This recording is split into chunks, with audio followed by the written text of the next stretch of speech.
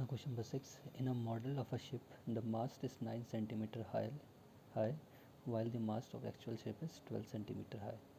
If the length of the ship is 28 centimeter, how long is model ship? क्या बोल रहे हैं, एक मॉडल शिप है जो उसमें मास्ट है वो 9 सेंटीमीटर हाई है, ठीक है, और जो एक्चुअल शिप है, जो शिप है, एक तो शिप का मॉडल और एक एक्चुअल शिप है, तो एक्चुअल शिप है उसमें जो मास्ट है उसकी हाइट कितनी है 12 सेंटीमीटर, ठीक है। If the length of the ship is 28 centimetre, how long is model ship? अब बताना, अगर जो एक्चुअल शिप है उसकी लेंथ 28 सेंटीमीटर है तो जो मॉडल शिप है उसकी लेंथ कितनी होगी, ठीक है। तो लेंथ ऑफ एक्चुअल शिप हमने मान ली x और लेंथ ऑफ मॉडल शिप मान ली हमने y, ठीक है। तो ये हो गई एक्चुअल शिप की जो मास्ट है उसकी हाइट, ठीक है, और ये एक्चुअल शिप की हाइट, ये एक्चुअल शिप उसमें जो मास्ट लगा है उसकी हाइट है, और ये शिप की हाइट एक्चुअल शिप की, ठीक है। ये मास्ट की हाइट है, जो मॉडल शिप है उसमें जो मास्ट लगा है ये उसकी हाइट है। अब आपको बताना जो मॉडल जो शिप है, जो शिप का मॉडल है उसकी हाइट कितनी है, उसकी लेंथ कितनी है, ठीक है। तो x1 x2 y1 y2, तो x1 कितना है 12, x2 कितना है 28, y1 कितना है 9, y2 कितना है y2 रहेगा, ठीक है। डायरेक्ट प्रोपोर्शनल क्वेश्चन है, क्योंकि जैसे जैसे मास की हाइट बढ़ेगी तो उसकी क्या है लेंथ भी बढ़ेगी, ठीक है। यहाँ पे अगर मास की हाइट कम है तो जो अब मॉडल की शिप की जो लेंथ है वो क्या आएगी, कम ऑब्वियसली, ठीक है। तो x1 x2 y1 y2, अब तो डायरेक्ट प्रोपोर्शन का फॉर्मूला क्या होता है, x1 upon y1 equal to x2 upon y2, ठीक है। तो x1 कितना है 12, y1 कितना है 9, x2 कितना है 28 और y2 क्या हमारा y2, ठीक है। y2 यहाँ क्रॉस मल्टीप्लाई हो जाएगा 12 से, और 9 किससे क्रॉस मल्टीप्लाई हो जाएगा 28 से, तो 28 इंटू 9, फिर वो y के साथ जो 12 है वो कहाँ आ जाएगा डिनोमिनेटर में। तो 3 3 9, 3 वो 12 और 4 7 28, ऊपर बचेगा 7 और 3, 7 3 21। तो y2 की वैल्यू कितनी है 21, मीन्स जो मॉडल शिप है आपका, मॉडल वाला शिप, उसकी जो लेंथ है वो कितनी है 21 सेंटीमीटर। क्यों, अगर उसका मास कम है तो उसकी जो लेंथ होगी वो कम आएगी, उसका मास ज़्यादा है उसकी लेंथ ज़्यादा आएगी। तो एक चीज़ डिक्रीज़ हुई तो दूसरी चीज़ भी क्या हुई, डिक्रीज़, ठीक है। तो डायरेक्ट प्रोपोर्शनल, अगर एक चीज़ इंक्रीज़ हो रही है तो दूसरी चीज़ भी इंक्रीज़ होगी, अगर एक चीज़ डिक्रीज़ हो रही है तो दूसरी चीज़ भी डिक्रीज़ होगी, ठीक है ना। Question number 7. Suppose 2 kg of sugar contain 9 into 10 to the power 6 crystal. How many sugar crystal are there in 5 kg of sugar? Second in 1.2 kg of sugar, ठीक है। क्या बोलते हैं, अगर आपके पास 2 kg ऑफ क्या है शुगर है और उसमें 9 into 10 to the power 6 crystal हैं, जो शुगर क्रिस्टल होते हैं, ठीक है, चीनी के दाने बोलते हैं क्रिस्टल। कितने क्रिस्टल हैं आपके 9 इंटू 10 टू द पावर 6, ठीक है। इतने क्रिस्टल हैं आपके 2 kg शुगर में। तो आपको बताना है कि कितने शुगर क्रिस्टल होंगे आपके पास 5 केजी शुगर में और 1.2 केजी शुगर में, कितने क्रिस्टल होंगे। You have to find the number of the crystal in 5 KG of sugar and in 1.2 KG of sugar.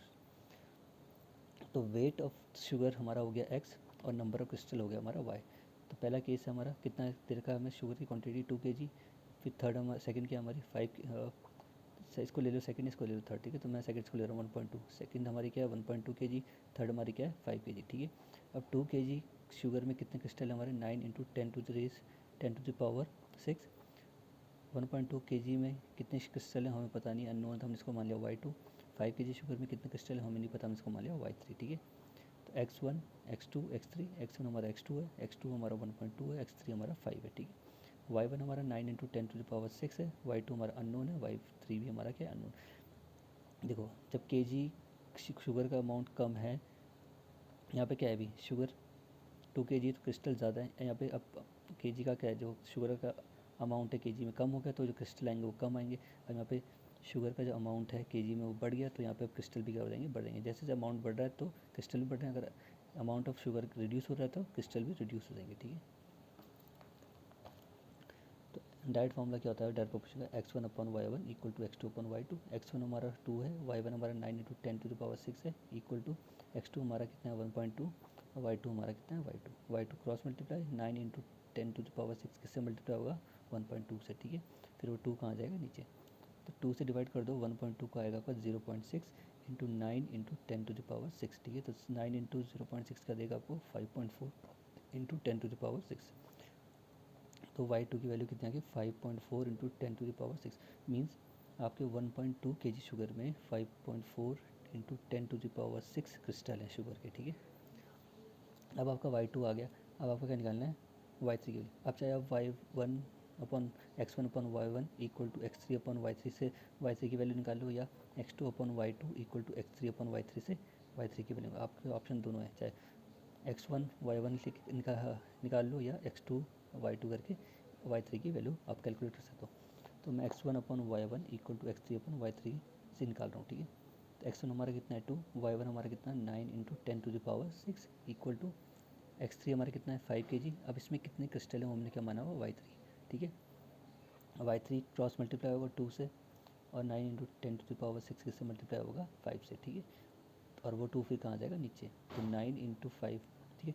2 से डिवाइड कर दो 5 को, कितना आएगा 2.5, 2.5 को मल्टीप्लाई कर दो 9 से, वो आएगा होगा 22.5 इंटू 10⁻6 मीन्स आपके 5 kg शुगर में 22.5 इंटू 10⁻6 क्रिस्टल हैं। ये है number of crystal in the 5 kg of sugar, ठीक है। Question number 8. Rashmi has a road map with a scale of 1 centimeter representing 18 kilometers. She drives on a road for 72 kilometers. What would be her distance covered in the map? क्या बोल रहे हैं, Rashmi has a road map with a scale of 1 centimetre representing 18 kilometre. में जो रश्मि क्या travel कर रही है उसका रोड मैप है, तो जो रोड मैप में जो 1 सेंटीमीटर किसको रिप्रेजेंट कर रहा है 18 kilometre. If you travel 18 kilometre according to the road map it is equal to 1 centimetre, ठीक है। तो 18 किलोमीटर आपका 1 सेंटीमीटर के बराबर है रोड मैप के according. She drives on a road for 72 kilometre. अब वो रोड पे कितना ट्रैवल करती है 72 किलोमीटर, तो आपको बताना है स्केल के अकॉर्डिंग वो कितना सेंटीमीटर होगा, ठीक है। तो स्केल हमारा हो गया x, तो कितना है 1 सेंटीमीटर, ठीक है। और हमें अब कितना क्या निकालना है x2 निकालना है। डिस्टेंस हमारा हो गया y, पहले केस में कितना चलिए 1 सेंटीमीटर किसके बराबर है 18 किलोमीटर के। फिर टोटल फिर सेकंड कितना डिस्टेंस कवर करा उसने 72। अब बताना है 72 किलोमीटर स्केल में कितना सेंटीमीटर होगा। ये तो हमें पता है कि 18 किलोमीटर किसके बराबर है 1 सेंटीमीटर के मैप में, तो 72 किलोमीटर कितना होगा उस रोड मैप में स्केल के अकॉर्डिंग, ठीक है। तो x1 x2 y1 y2, x1 1 x2 हमारा, y1 हमारा 18 किलोमीटर है, y2 हमारा क्या है 72 किलोमीटर है। देखो 1 सेंटीमीटर था तो किलोमीटर हमारा कम था, अब यहाँ पे दिख रहा है यहाँ पे किलोमीटर बढ़ गया है, तो जो हमारा स्केल का वो आएगा, स्केल में जो मेजरमेंट आएगा वो क्या आएगा सेंटीमीटर में ज़्यादा आएगा, 1 से ज़्यादा आएगा, क्योंकि यहाँ पे 18 था, अब यहाँ पे डिस्टेंस क्या होगा बढ़ गया, तो यहाँ पे अगर 1 सेंटीमीटर तो यहाँ पे भी क्या ऑब्वियसली बढ़ जाएगा। तो एक चीज़ इंक्रीज़ हो रही है दूसरी भी क्या होगी इंक्रीज़, ठीक है, ये डायरेक्ट है। तो डायरेक्ट प्रोपोर्शनल फार्मूला क्या होता है x1 upon y1 equal to x2 upon y2। x1 हमारा 1 है, y1 हमारा 18 है, x2 हमारा x2 है, और y2 हमारा 72 है। 72 इंटू 1 करोगे तो कितना आएगा 72, और 18 इंटू x2 क्या करोगे क्या आ जाएगा 18 x2 ऐसे रहेगा, वो 18 किसके नीचे आ जाएगा 72 के नीचे, तो 18 4 जा 72, तो x2 की वैल्यू कितनी आ गई 72 मीन्स 72 किलोमीटर वो 72 किलोमीटर रोड मैप में कितने सेंटीमीटर को रिप्रेजेंट कर रहा है 4 सेंटीमीटर को, ठीक है। और 1 सेंटीमीटर कितने को रिप्रेजेंट कर रहा है 18 को, तो 72 किलोमीटर कितने को रिप्रेजेंट करेगा रोड मैप की स्केल रोड मैप में, वो करेगा आपको 4 सेंटीमीटर को, ठीक है ना। Question number 9, a 5 metre 60 centimetre high vertical pole cast a shadow of 3 metre 20 centimetre long, find at the same time first the length of the shadow cast by another pole, जो कितना इसकी height कितनी है 10 metre and 50 centimetre high. Second the height of a pole which cast a shadow of 5 metre long. क्या बोले, एक पोल है जिसकी हाइट कितनी है 5 मीटर 60 सेंटीमीटर, ठीक है। वर्टिकल पोल है उसकी हाइट कितनी है 5 मीटर 60 सेंटीमीटर, ठीक है। और वो कितनी की शेडो कास्ट कर रहा है, उस पोल की कुछ शेडो बन रही है, तो उस शेडो की लेंथ कितनी है 3 मीटर 20 सेंटीमीटर, ठीक है।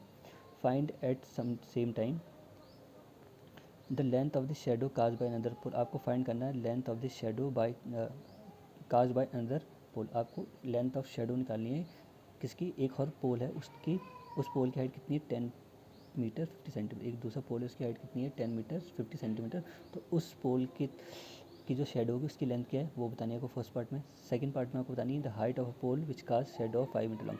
आप सेकंड पार्ट में बोल रहे हैं उस पोल की हाइट निकालो जिस पोल की शेडो की लेंथ कितनी हो 5 मीटर लॉन्ग, ठीक है। तो देखो हाइट ऑफ पोल हमारी हो गई x, ठीक है, और लेंथ ऑफ शेडो होगी हमारी y, ठीक है।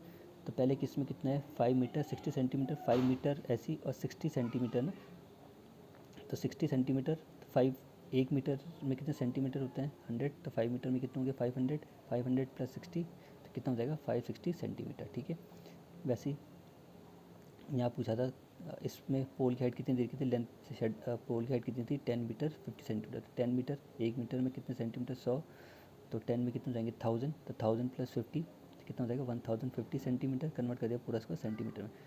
इस केस में x3 आएगा क्योंकि हमें क्या निकालना है हाइट ऑफ पोल, तो हाइट ऑफ पोल हमारी x3 क्या रहेगी, इस केस में थर्ड जो पोल है वो होगा हमारा x3, ठीक है। फिर y वाले केस में आ जाओ, ये पोल जिसकी हाइट 560 सेंटीमीटर थी वो कितने की शेडो बना रहा था, उसकी लेंथ कितनी थी 3 मीटर 20 सेंटीमीटर।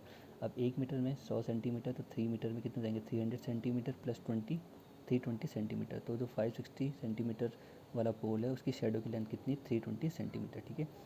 अब जो सेकंड पोल था जिसकी हाइट 10 मीटर 50 सेंटीमीटर थी, ठीक है, और सेंटीमीटर में कितना आ रहा था वो 1050 सेंटीमीटर, उस पोल उस पोल की जो शेडो बनी उसकी लेंथ क्या थी, हम वो कैलकुलेट करनी थी, हमने क्या माना y2, ठीक है।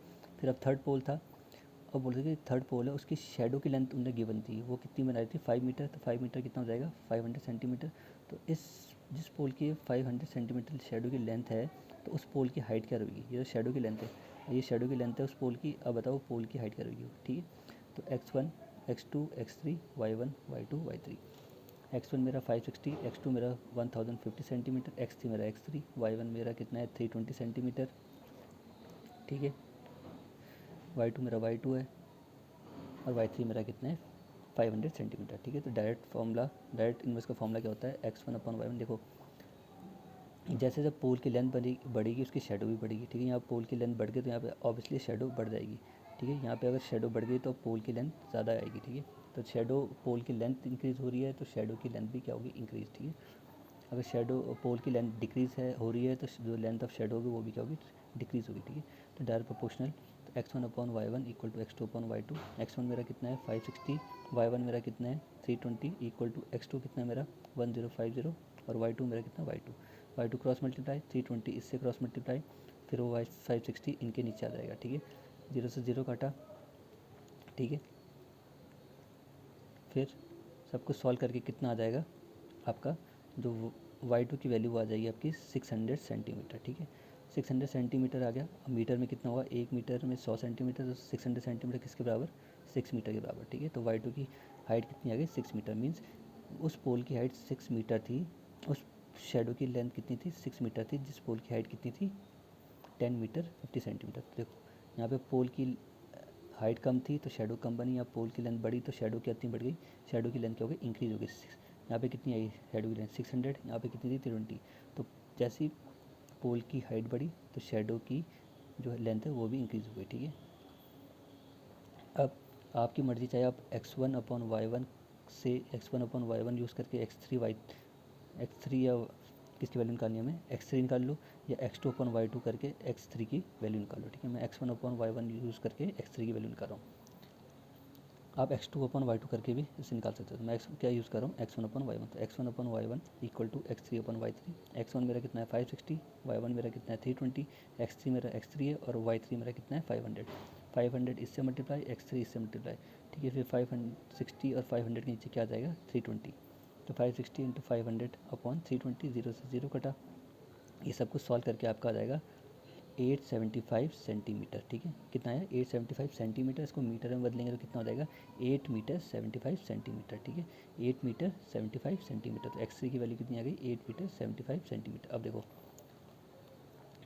यहाँ पे शेडो की लेंथ कितनी थी 500, ठीक है, इससे ज़्यादा थी तो ऑब्वियसली जो इसकी लेंथ आएगी वो इससे ज़्यादा ही आएगी, तो यहाँ पे कितनी आई है हमारी 8 मीटर 75 मीटर, ठीक है। तो यहाँ पे कितना है 560 सेंटीमीटर, हमारा आया 875 सेंटीमीटर, ठीक है। तो इससे ज़्यादा है, यहाँ पे पोल की लेंथ कम थी तो शेडो कम बनी, यहाँ पोल की लेंथ ज़्यादा आई तो शेडो की लेंथ क्या, यहाँ पे शेडो ज़्यादा बनी, यहाँ पे पोल की लेंथ कितनी थी 560 तो शेडो क्या बनी 320। अब यहाँ पे 500 की जो 500 क्या है 320 से ज़्यादा, मीन यहाँ पे शेडो की लेंथ ज़्यादा है, तो ऑब्वियसली जो पोल की लेंथ आएगी वो क्या आएगी ज़्यादा ही आएगी, ठीक है। तो एक चीज़ इंक्रीज़ हो रही है, दूसरी चीज़ भी क्वान्टिटी क्या हो रही है इंक्रीज़, ठीक है। Now last question of this exercise, question number 10. A load truck travels 14 km in 25 minutes.